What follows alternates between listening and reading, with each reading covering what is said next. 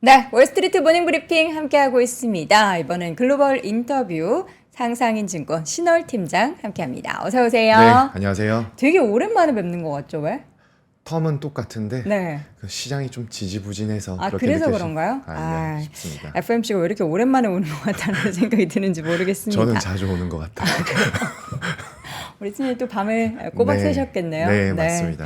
항상 우리 또 FMC를 끝내자마자 저희가 우리 상상인증권 투자전략팀장인 신월 팀장 모시고 자세한 내막을 들여다보고는 하는데, 자, 지난번과 이번 어떻게 달랐는지 총평을 좀 한번 들어보도록 할게요. 네, 좀 전에 뭐 짧게 지나가긴 네. 했었는데요. 아무래도 성명문은 네. 도비시했습니다. 비둘기파적이어서 어, 좋아했어요, 네. 자산시장이. 그런데 이제 마무리가 좋아야 되잖아요. 그렇죠. 모든 건. 마무리가 비교적 매파적이었다. 호키시했다. 그래서 조금 그 CPI와 성명문까지 좋았던 기세가 네. 다소 후퇴하는 흐름들이 관측되었던 회의였습니다. 그럼 뭐예요? 그러니까 도비시한 성명문과 좀 이게 매파적인 뭐 파월 의장의 발언과 뭐 점도표 이런 것들을 보면은 시장은 헷갈려요. 근데 네. 보면은 다들 이제 좀 큰 기업들이 올라가니까 그냥 FMC 모르겠고 우리는 그냥 기업 보고 갈게 이런 네. 분위기에 시장이 좀 연출된 것 같아요. 좋은 지적 주셨는데 증시는 좋은 것들을 좀 많이 봤거든요. 일단 CPI가 드디어 물가가 물가가. 잡히구나라는 네. 데에 방점을 찍었습니다만은 네. 채권 시장과 외환 시장도 같이 봐야 되지 않습니까? 금리는 떨어지다가 다시 조금 반등하면서 네. 마무리가 되었고 달러 인덱스가 약해질 때 선진국과 신흥국들의 유가증권의 온기가 좀 더 확산이 될 수 있는데 달러 인덱스가 105포인트 내외에서 네. 104 초반까지 굉장히 급락을 했다가 104 후반까지 올라왔습니다. 즉, 와 하고 좋다고 갔는데 네. 다시 후진 이렇게 여기가 아닌가 봐. 네, 된 거고요. 아무래도 그러한 측면들은 연준에서 금년도에 금리 인하에 대한 횟수를 3회에서 1회로 좀 줄이는 측면들이 있었다라고 볼 수가 있겠고, 이 부분은 만약에 기자회견을 안 보신 분들께 말씀드리면 좀 유의미할 것 같은데, 네. 사실 어제 밤에 나왔던 CPI는 우리 한국 시간으로 좀 보고 주무실 수가 있잖아요. 네. 9시, 10시 이때는 그렇죠. 그래도 이제 자기 전에 좋구나 하고 이제 잘 이제 숙면을 숙면을 취할 수 있죠. 취할 수 있겠다라고 생각을 하시는데 기자회견은 이제 새벽 3시 40분부터 하고 네. 성명문과 점도표는 3시경에 발표가 되었거든요. 그때는 대부분 주무시잖아요. 네. 그때부터 좀 분위기가 좀 그 성명문과 기자회견이 나오면서부터 조금씩 분위기가 좀 반전되었는데 파월 연준 의장이 그랬습니다. CPI는 미리 보고는 받았으나 반영은 안 여기에 됐다. 반영은 거의 안 되어 있다. 왜 그렇죠? 시간이 조금 있었을 텐데. 앵커님께 제가 종종 이 비유 말씀드렸는데 네. 스키장 다시 한번 말씀드리겠습니다. 스키장 슬로프 타고 내려왔어요. 내려왔는데 이제 다시 올라가려면 어디로 가야 되죠? 리프트 타러 리프트나 곤돌라 타러 가야 네, 되잖아요. 네. 내려오자마자 그 리프트 타는 곳이 있지 않지 않습니까? 조금 이제 가야죠. 내려와서 가속력으로 네. 평지와 거의 유사한 준 내리막길을 조금씩 더 가야 되잖아요. 그렇죠. 그러니까 이렇게 내려온 레벨에 대해 물가가 내려온 레벨에 대해서는 만족을 하는데 데이터가 충분하지 않고 트렌드 추세에 대한 부분들은 확신은 아직 없다. 그러면은 스키장에서 내려왔을 때 힘으로 쭉 가는 부분을 트렌드, 추세라고 한다라면은 지금은 내려온 측면들이 있는데 조금 더 가야 된다라는 걸 확인할 필요가 있겠고 여러 가지 지표들 중에 오늘도 저는 다시 한번 생각을 더 견고하게 했는데 네. 여러 지표들이 있는데 파월 연준 의장은 결국 물가만 거의 보구나. 지금 물가에 대해서만 생각을 하고 있지 네. 다른 부분에 대해서는 확실히 그 무게 중심을 네. 강하게 두고 있지 않구나. 그러니까 지금 보면은 물가 그리고 뭐 고용 네. 그다음에 경기. 네. 저는 크게 한 3가지 정도로 항상 언급을 했던 걸로 네. 기억을 하는데 항상 파월은 경기는 걱정하지 않는다라고 얘기했고 고용도 뜨겁다 차가웠다 최근에 계속 이제 온탕과 냉탕 네. 오가는 거고 최근에는 약간 뜨거웠고요. 네. 근데 물가 같은 경우는 떨어지긴 했는데 저는 그런 생각이 들었거든요. 성명문 같은 경우에는 미리 퇴고를 여러 차례 거쳐가지고 네. 써두잖아요. 그래서 요거는 이제 도비시하게 바꿀 수가 없었는데 비두기적으로 바꿀 수가 없었는데 시장을 보니까 CPI 보고 너무 다 열광할 것 같으니까 파월 의장이 나서서 요거 좀 진정을 시켜야 될 것 같아서 네. 그런 이제 기자회견이나 그런 발언을 하지 않았나라는 그런 생각도 좀 들었어요. 제가 생각에 하지 못했던 부분 지적해 주신 것 같고 네, 이런 부분이 있었습니다. 네. 기자회견에서 되게 좀 유의미하다고 생각해요. 지난주에 네. 나왔던 비농업 부분 취업자 수 네. 되게 잘 나왔잖아요. 그렇죠. 임금 상승률도 4%대 나오고 근데 이런 말을 했습니다. 고용 증가에 대해서는 일부 과장된 측면이 있을 것 같다. 아, 왜냐하면 지금 가계 고용 보고서와 네. 기업의 고용 보고서가 결이 좀 다르거든요. 그러니까 데이터 보고서는 보고서대로 봐야 된다. 네. 그러면서 해석을 일부 과장됐을 것 같다라고 했고요. 여기에 저도 크게 동의를 안 할래 안 할 수가 없는 부분이 네. 그 졸츠 네. 구인 건수가 800만 건 초반으로 급감을 했습니다. 이러한 얘기는 사장님들이 일자리를 찾는 사람은 고용 관련된 네. 공고문을 적게 걸리는 거죠. 내는 거. 사람 구하기가 좀 쉬워진 것 같아요. 네. 옛날엔 못 구하니까 자꾸 내놓고 오라고 했는데 이제는 조금 일자리 구하는 게 사장님이 일자리 구하는 게 조금 쉬워졌고 일자리 구하는 사람들도 예전보다는 좀 많아진 것 같습니다. 그런데 취업자 수가 관련된 부분들은 좀 그런 측면들이 있어서 지금 논쟁에 대한 부분들, 결이 좀 다른 측면에 대한 논쟁은 불거지고 있는데 분명히 과장됐을 거라고 자기가 해석을 했어요. 네. 파월 연준 의장이. 근데 물가는 뭐라고 했냐면 다시 한번 말씀드리면은 추세하가 미흡하다. 추세하가 미흡하다는 네. 트렌드가 아직 형성이 안 되어 있다. 들쑥날쑥하다. 네. 그러니까 24년도 인플레이션 전망치에 대해서는 이렇게 얘기를 했습니다. 좋을 건데 아주 좋지는 않을 것 같다. 네, 그러면은 도대체 숫자를 어떻게 해석해야 될까? 아마도 3%에서 4%대에서 3% 언더는 갈 것 같은데 인플레이션 타겟인 2%에 완전히 근접하지는 않을 것 같다라는 네. 해석이 가능할 것이고 네. 그런데 오늘 CPI가 잘 나왔지 않습니까? 네. 어젯밤에. 그러니까 우리는 진짜 이러한 부분이 조속하게 좀 이르게 신호들이 물가 둔화되는 것이 보이면은 기민하게 대응할 수 있다. 라고 한 거죠. 근데 이제 결론을 다시 한번 정리해 드리면 네. 우리 물가는 보수적으로 책정했어. 이게 기본입니다. 네. 근데 연말 생각해 보니까 좋을 것 같기도 하고 안 좋을 것 같기도 하고. 모르는 거죠. 네. 근데 시장이 생각하는 것처럼 좋게 나오면 우리 그때 대응을 할게. 대신 지금은 금리 인하 물가 때문에 쉽게 하지 못하고 네. 금리 인하 횟수는 3번 예상했는데 한 번으로 줄여야 되겠어라는 게 오늘 FOMC에서 좀 성명문보다는 기자회견과 점도표가 비교적 매파적에 좀 가깝다라고 해석되는 이유가 되겠습니다. 말씀해 주셨던 기자회견 내에서 파월 의장이 그 점도표에서 보면은 뭐 연초에 3회 그다음에 2회 지금 1회 연내 인하까지 네. 떨어진 그 데이터를 보고 다들 이제 깜짝 놀랐던 거죠. 네. 그래서 이거에 대해서 물었더니 그 인하에 대한 타이밍과 횟수는 그때그때 데이터에 따라서 결정되는 것이다. 그러니까 1회를 찍었어도 가능하면 뭐 2회가 될 수도 있는 거. 데이터가 잘 나오면, 그러니까 잘 나온다라는 게 연준이 원하는 만큼의 물가가 떨어지면 2회 할 수도 있는 거고, 네. 라는 뭔가 이제 여지를 열어둔 거잖아요. 네, 근데 그렇죠. 이거를 시장에서는 점도표에서 1회면 올해 1회인가? 라고 그럼 우리도 못 박지 않아도 된다라는 건가요? 네, 사실 그렇습니다. 네. 제가 3% 이제 FMC 끝나고 나와서 바로 말씀드렸던 게 여행컨인가 제가 항상 네. 고개를 갸우뚱했던 측면들이 네. 그놈의 데이터 디펜더트 미팅 바이 미팅 네.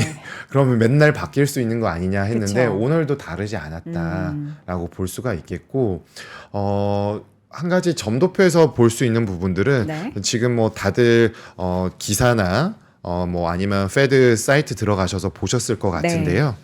지금 올해 금리 인하 횟수는 1회로 줄었습니다. 1회. 근데 내년도의 금리 인하 횟수는 원래 3회를 예상했었는데 4회로 늘었습니다. 그러니까 여기서 이제 1회가 뒤로 넘어간 그래, 거죠. 들어 넘어왔죠. 그래서 네. 향후 1년 반은 원래는 6번은 금리 인하 정도 해줬으면 됐는데 네. 5번으로 좀 줄어들었고 파월 연준 의장이 이제 첨언을 해서 네. 물가가 좀 더 생각보다 빠르게 떨어진다라면은 금리 인하는 할 수 있을 것 같은데 그래도 우리는 보수적으로 생각할 거다라는 게 오늘의 방점이었다라고 볼 수가 있겠습니다. 네.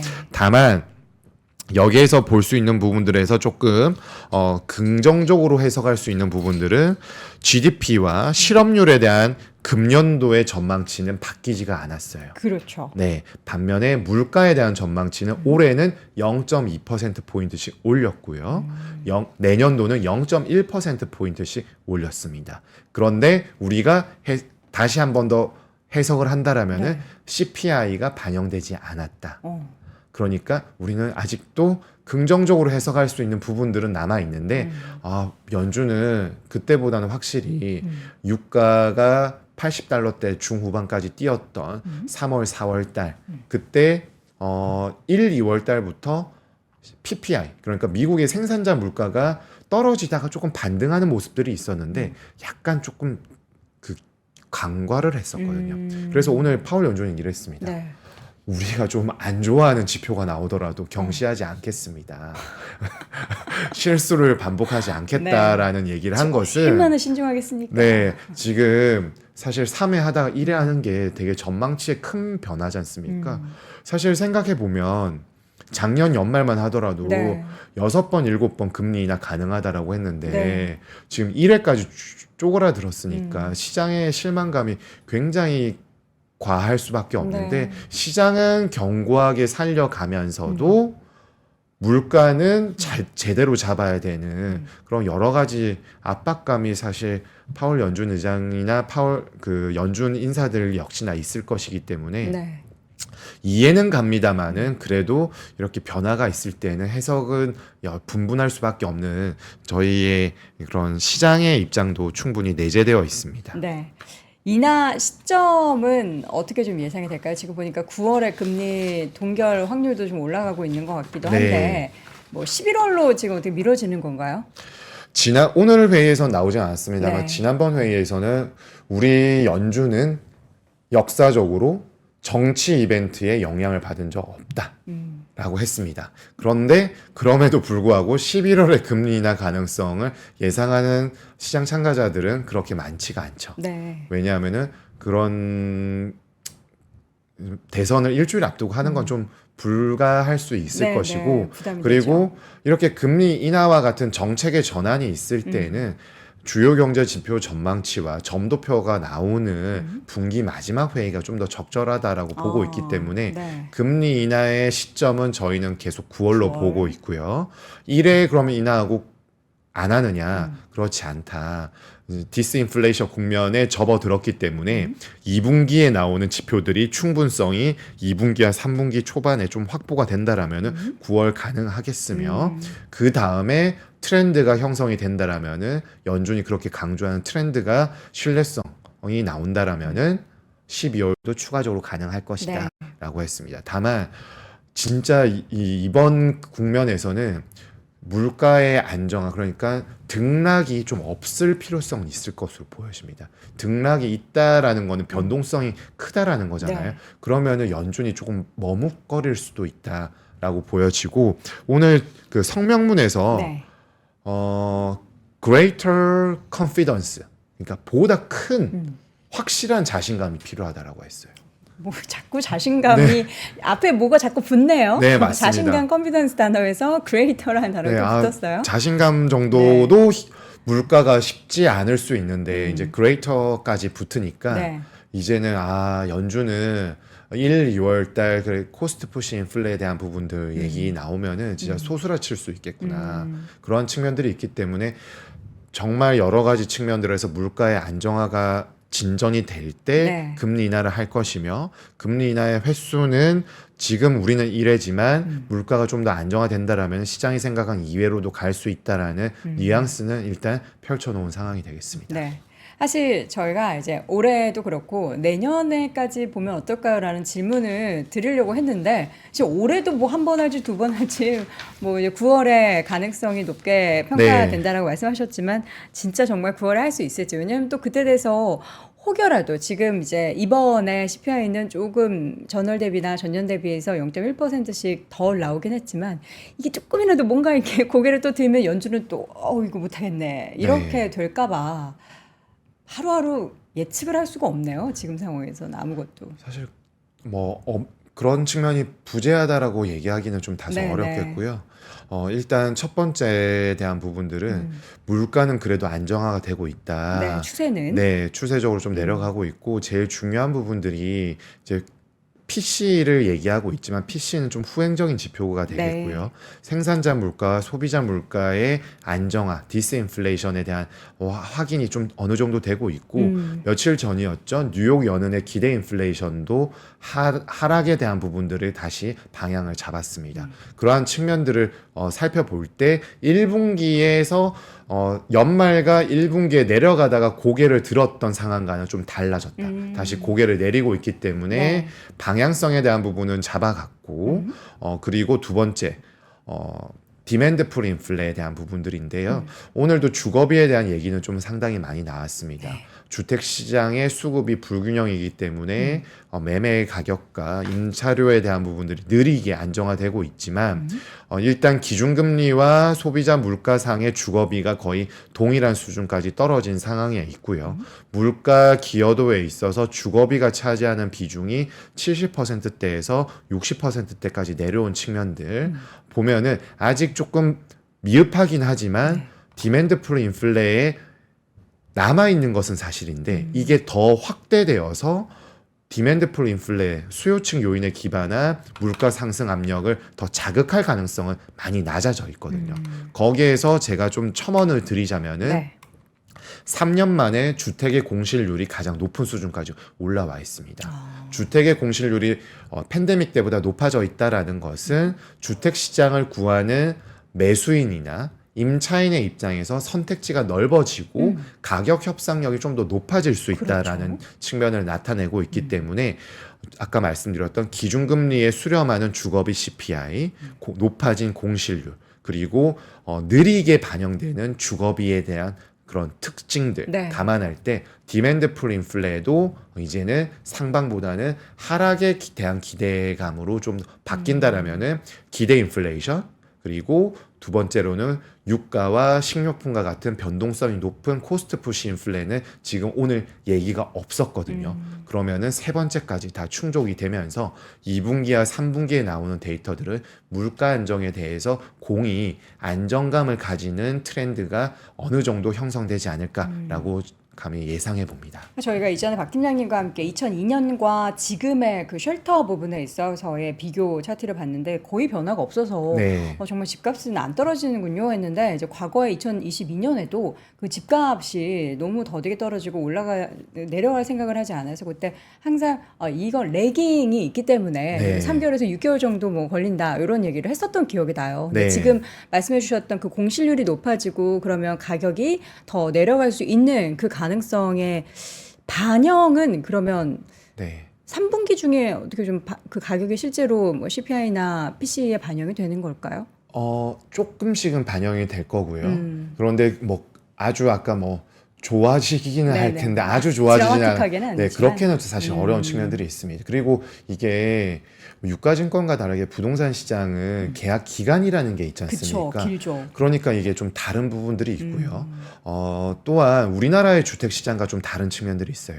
우리나라는 전국 주택의 약 과반이 ETF처럼 가격 형성에 대한 판단을 할 수 있는 공동주택, 아파트가 메인이지 않습니까? 그런데 미국은 아파트가 마이너하거든요. 콘도미니엄보다는 아무래도 단독주택과 같은 측면들이 더 많기 때문에 그리고 지역이 워낙 넓지 않습니까? 그런 측면들이 우리나라보다는 확실히 주택에 대한 가격의 형성 가능성을 살펴보는 것은 느리게 될 수밖에 네. 없다라고 볼 수 있겠고 파월 연준 의장은 여기에서 시장을 좀 달래주는 발언들을 이번 회의에서는 수년이 걸릴 수 있다.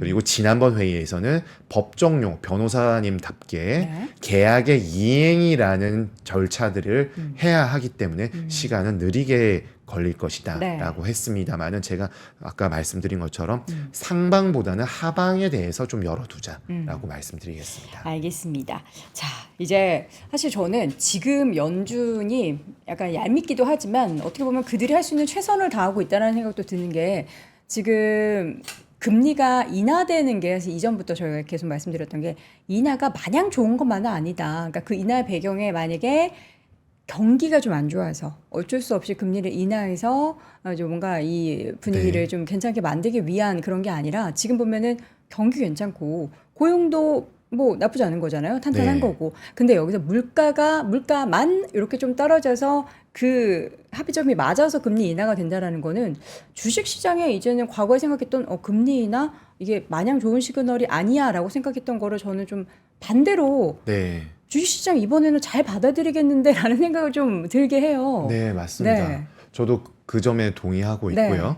증시에 있어서 긍정적인 측면들을 조금 찾자라면은 네.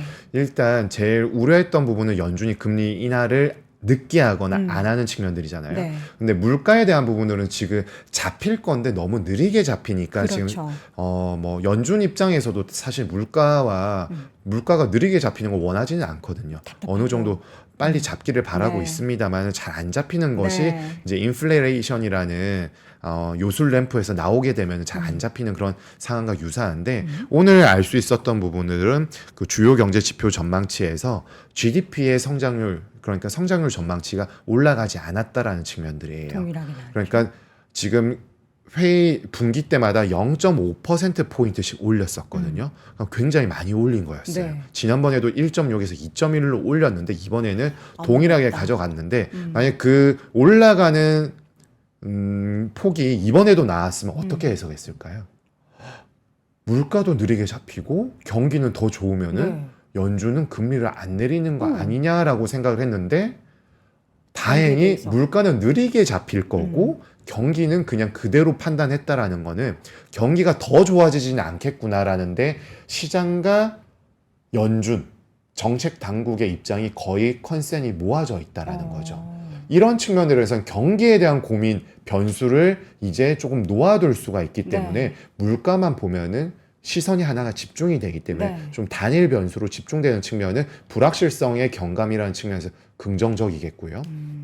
또 한 가지 만약에 경기도 안 좋고 네. 물가도 높고 하면은 그 가장 두려워하는 게 스태그플레이션이지 그쵸. 않습니까? 근데 24년도 1분기 기준으로 인건비 시간당 그 비용은 지금 1.9%까지 떨어진 상황이에요.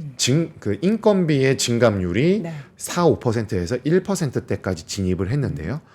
지금 생산성은 팬데믹 때 마이너스 증감률을 기록하다가 최근 들어서 2.9%까지 올라왔어요. 그러니까 만약에 여기서 더 플랫하게 가거나 내려갔으면 생산성이 더 안 좋아지니까 그런 측면에서 고민이 됐는데 다행스러운 것은 증감률이 크로스를 했다는 거죠. 인건비는 내려가고 있는데 생산성에 대한 부분들은 적정 수준으로 올라왔다. 그런데 이 부분이 경제 성장 측면에서는 그냥 견조하게 유지되는 측면 속에서 생산성이 개선되고 있기 때문에 스태그플레이션의 스태그네이션은 아니구나. 그런데 오늘 전망치에서 유지가 된 측면들을 감안할 때에는 네. 다행히 경기 과열로 가는 것은 아니다라고 판단한다라면은 골디락스, 즉 금리는 내려갈 수 있는 여지가 있는데 성장은 견조하게 유지가 되면서 미국에 대한 긍정적인 펀더멘탈은 유지가 될 수 있고 좀 전에 뭐 오늘 애플과 뭐 마소 뭐 마지막에 나왔던 그 기업들까지 여러 가지 이슈들이 있지만 네. 그러한 기업들이 리딩 인더스트리의 핵심 중추적인 역할을 하고 있는 기업이라는 데는 이견이 없고 네. AI와 같은 테마가 나왔을 때 받쳐주는 기술과 실적들이 겸비가 될 때에는 긍정적인 뷰를 계속 유지할 수 있는 가능성이 좀 더 높지 않을까라고 판단하고 있습니다. 저는 이제 오늘 FOMC 내용도 그렇고 최근에 몇 달 사이에 그 연준의 뭔가 그 맞추는 그 수치나 뭐 이런 데이터들을 보면은 중국 못지않게 미국도 뭔가 마사지가 있나 그 생각을 할 정도로 와 미국은 이거 뭐 다 좋네. 근데 미국 주식이 뭐 당연히 올라가는 데는 그만한 영향이 있겠는데 뭔가 문제 없나? 지금 네. 미국은 문제 없나? 이런 생각을 자꾸 하게 돼요. 보면 다 좋은 것 같거든요. 네. 미국 경기 좋고 뭐 물가는 뭐 안 잡힌다라고 하지만 어쨌든 그들이 원하는 속도는 아니지만 방향은 그쪽으로 가고 있고 뭔가 다 좋은 것 같다라는 생각도 드는데 우리가 좀 생각해야 될 리스키한 부분은 전혀 없어요. 그 연준의 네. 우리 봤던 SAP 주요 경제 지표 전망치와 네. 점도표가 17장으로 구성되어 있는데요. 네, 네. 뒤로 쭉 넘기다 보면은 네. 10페이지 이후부터는 다운사이드 리스크에 대한 부분들과 그 불확실성에 대한 부분이 있는데 네. 물가에 대해서는 좀 높아진 측면들을 좀 그래프가 되어 있는데 어. GDP 측면에선 그런 점이 잘 안 보여요. 그럼 펀더멘탈에 대해서는 긍정적으로 그냥 중립적인 판단을 계속 유지하는 것 같습니다. 다만 리스크는 분명히 내재되어 있습니다. 네. 왜냐하면은 역사적으로 경기 사이클에 기반하고 물가가 높아졌다가 내려가면서 금리 인하를 할 때에는 항상 신용 위험이라는 측면들에서 자산 시장에 선별적인 투자 태도를 취하지 않고 무작위적으로 다 좋아. 금리 인하까지 나오니까 펀더멘탈의 근거에서 유동성까지 유입이 된다라고 판단하고 갔을 때는 네. 신용위험 리스크에서 항상 문제가 생겨서